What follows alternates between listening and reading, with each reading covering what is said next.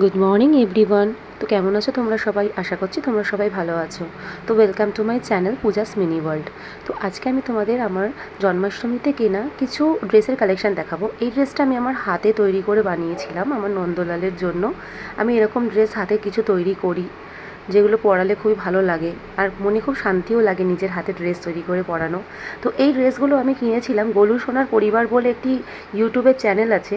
আমি তার বাড়িতে গিয়ে এই ড্রেসগুলো এই দিদির থেকে কিনেছি। কিন্তু ড্রেসগুলো সত্যি খুব সুন্দর, দামও এমন কিছু বেশি নেয়নি উনি, কিন্তু ফিনিশিং খুব ভালো, ভেতর থেকে সেলাইগুলো খুব ভালো দিয়েছে। এগুলো একটা সুতির কিনেছি একটু পরাবার জন্য সকালের দিকটাতে, হালকা ফুলকা কিছু কিনেছি। আরও কিছু ড্রেস কিনেছি বন্ধুরা, সেগুলো আমি এই ভিডিওটাতে দেখাতে পারিনি, কারণ সেগুলো আমি কালকেই কিনেছি।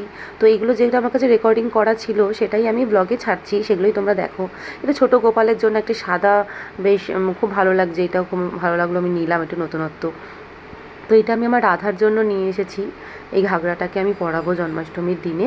তো এর সাথে ম্যাচ করে আমি কৃষ্ণের জন্য একটা ধুতি নিয়েছি, যেটা আমি দেখাতে পারলাম না, তোমরা জন্মাষ্টমী ব্লগে দেখে নিও। তো এই দেখো, এখানে ছোটো গোপালেরও কিছু ড্রেস কিনেছি, এগুলো 30 টাকা করে মাত্র। তো বন্ধুরা, আমার ব্লগটা যদি তোমাদের ভালো লেগে থাকে তো অবশ্যই আমার চ্যানেলটাকে সাবস্ক্রাইব করো, একটা লাইক দিও, একটু শেয়ার করো, আর কমেন্ট অবশ্যই করো। তাহলে আমার খুব ভালো লাগবে যে তোমরা আমার ব্লগটা দেখছো, আমাকে কমেন্ট করছো, এতে আমি খুব খুশি হব। তো এখানে দেখো, এই ড্রেসটা 300 টাকা নিয়েছে। এটা জানি না ফোনে কতটা সুন্দর তুলে ধরতে পারছি, কিন্তু ড্রেসটা খুবই সুন্দর। এটা একটু বড়, এটা এটা নন্দলালের ড্রেস। এর সাথে একটা ওড়নাও দিয়েছিল, যেটা দিয়ে আমি পাগড়ি তৈরি করে নিয়েছি। কেন ওড়নাটা একটু কেমন লাগছিল, আমি পাগড়ি তৈরি করে নিয়েছি। এই পাগড়িটাও আমি ওই লাল ড্রেসটা যেটা বানিয়েছিলাম বড়, তার সাথে আমি তৈরি করেছি। তো এরকম আমি বানাই। তো আমার ভিডিওটা ভালো লাগলে অবশ্যই চ্যানেলটাকে লাইক অ্যান্ড সাবস্ক্রাইব করে দিও।